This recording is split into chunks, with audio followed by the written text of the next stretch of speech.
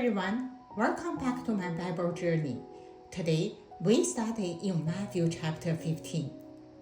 In Matthew chapter 15, Jesus confronts one of the most dangerous illusions in religion's life. The belief that the outward correctness is the same as inward faith.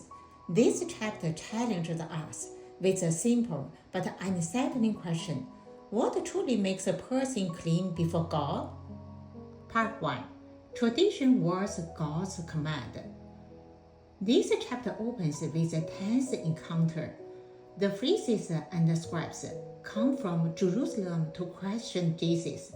Their concern is not cruelty, injustice, and hypocrisy, but hand-washing. They ask, "Why do your disciples break the tradition of the elders?" Jesus responds with sharp clarity. He exposed half-human traditions, when elevated above God's word, can actually cancel God's command. He accused Isaiah. "These people honor me with their lips, but their hearts are far from me." Jesus is not rejecting tradition itself. He is rejecting tradition without truth. A religion that looks correct on the outside, but resistance obedience on the inside is empty.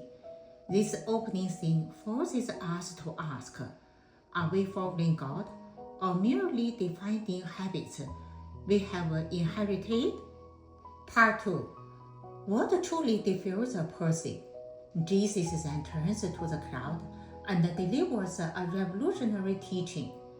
What goes into the mouth does not defile a person, but what comes out of the mouth, this defiles a person. The disciples are shocked. The Pharisees are offended, but Jesus pressed deeper. He explains that evil thoughts, murder, adultery, false testimony, and slander come from the heart. In other words, sin is not primarily a behavioral problem, it is a heart problem. Jesus dismantles the illusion that moral cleanliness can be achieved by external control alone. True righteousness is not about appearance, rituals, or reputation. It begins where no one else can see.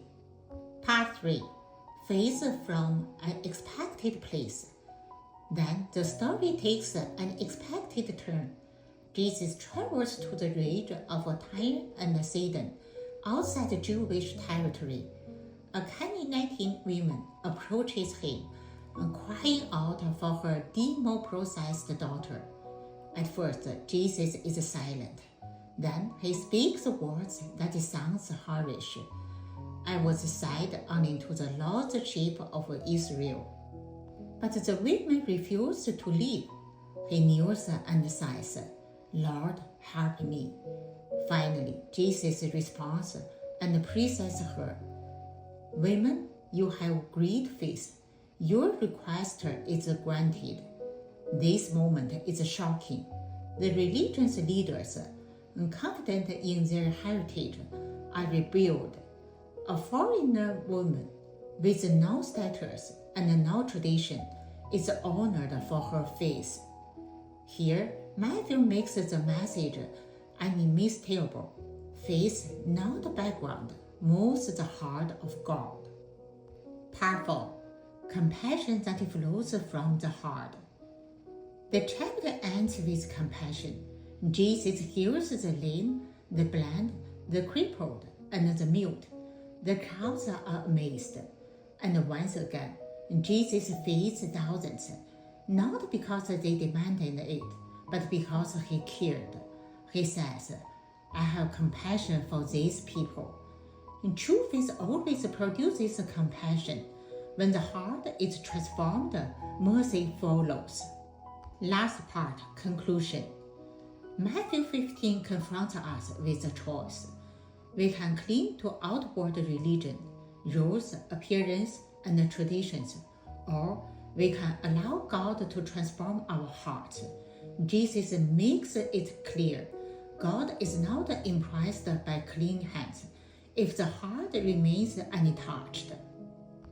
Matthew chapter 15 is coming to the end. Thank you for watching. If you like, please share and subscribe. See you Matthew chapter 16.